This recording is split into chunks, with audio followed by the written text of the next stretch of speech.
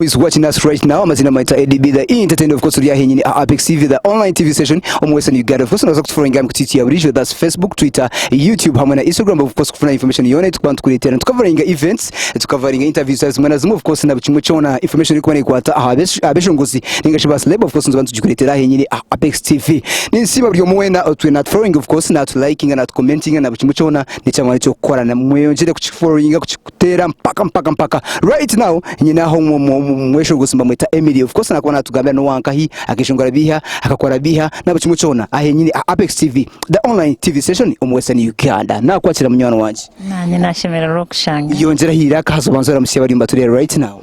abantu abinene batureba nimbara musomo izina rya Yesu ntumukama simwe nimbakunda munonga banyita Emily Kakuri ndinzarwa ya Nyakabungo muri Buyanja Rukunjiri imbera Kampala nyeshongore byeshongoro bya gospel kusinga na satura ni nyeshongora mu bwarumwe Emily Kakuri akishongore byeshongo kabihana ebyeshongore namwe babanze kumanyiraho ngeshongore cyeshongoro kibakweta tugende tusime ecyeshongore cyo kirukoma munonga nabakiterera kimwe munonga ma TV zigona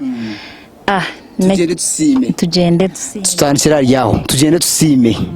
tweshongorere mukachiturebe mwije tugende tusime mukamanya muhanga mwije tugende tusime mukama kiruhura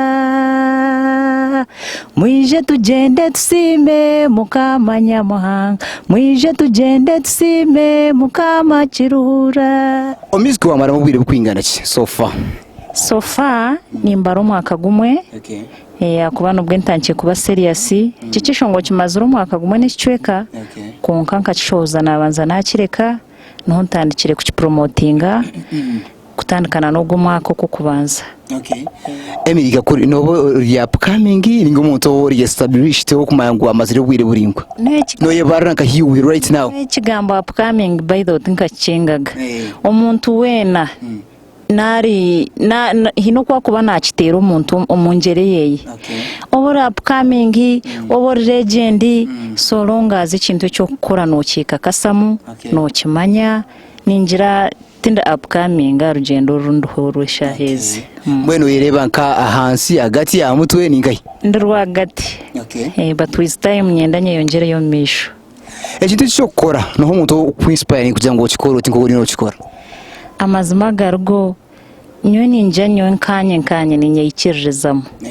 ninkundo kwikiririzamo hina abantu nko ninyikiririzamo konkana muno bwiro bwinji nyoni nyikiririzamo so tari umuntu wene ukuje uti nyonka rebera ryo kugira ngo ukore music na neki kandi ahubwo nywe nko umuntu unarebere ho nayishongora sacura munonga konka nawe nywe kunkwereba nanye ninjira ninyendo kusingayo niyo kusingayo imizi byona ninyendo kusingayo no singana no gumuntu wabe no reberaho nafitina so kwargire kwaho so fani binchi challenges zo washangira music yo wire bwo maziremo challenges zinshangire na muno nkimwe ba TV presenters ba radio presenters social media